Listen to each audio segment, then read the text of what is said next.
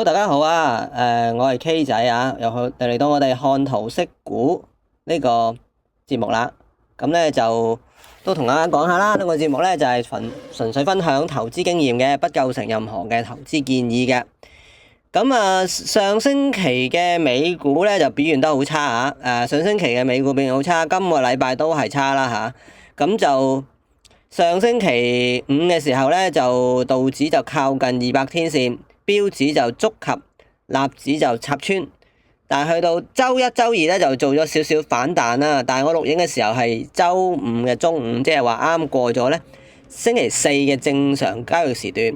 咁咧就三個指數咧都係向下，就冇乜好睇啦。咁啊，大家淨係睇下個標指啦，就都見到噶啦。咁就至於港股咧，港股就都其實都差嘅，港股啊。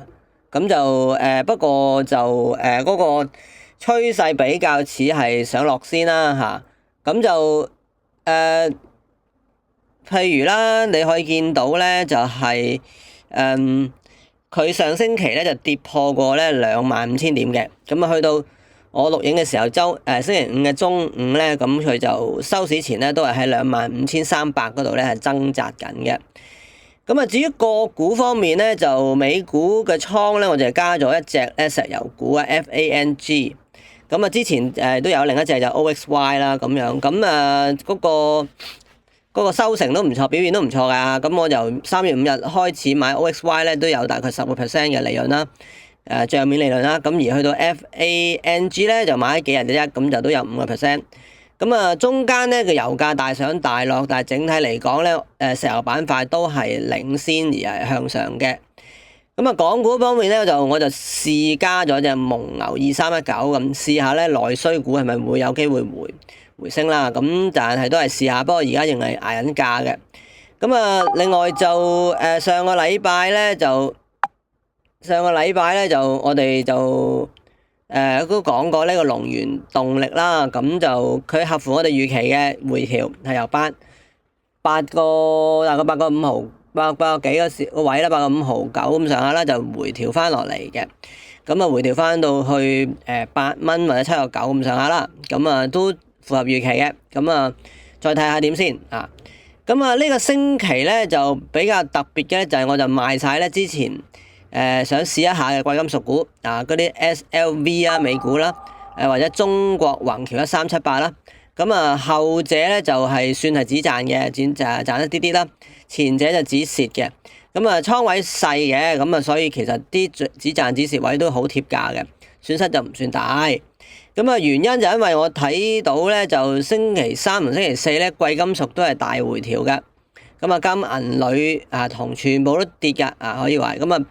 想唞唞啊，應該可以有機會等低啲再買嘅，因為譬如例如金價咧，應該會跌跌穿咗4,800美元一盎司啦，咁啊直撲4,400啊，我覺得應該會機會就好大噶啦。咁啊，甚至你如果再睇得淡啲咧，可以不妨咧喺下一站就係4,100啦，咁啊接近200天線嘅。咁啊，如果你係黃金大好友咧，都可以等一等嘅。咁啊，白銀嘅 ETF SLV 嘅波動性就好大嘅。咁啊，下個支持位係200天線嘅54蚊啦。咁啊，再落就係50週線嘅48蚊噶啦。咁啊，我認為咧，最起碼都要等到54蚊你先好再買啦。咁啊，以而家嘅風險指數咧，跌落去48蚊嘅機會都大嘅。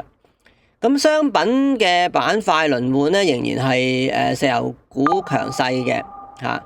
咁就農產品都唔錯喎，但係我就暫時冇持有嘅嚇。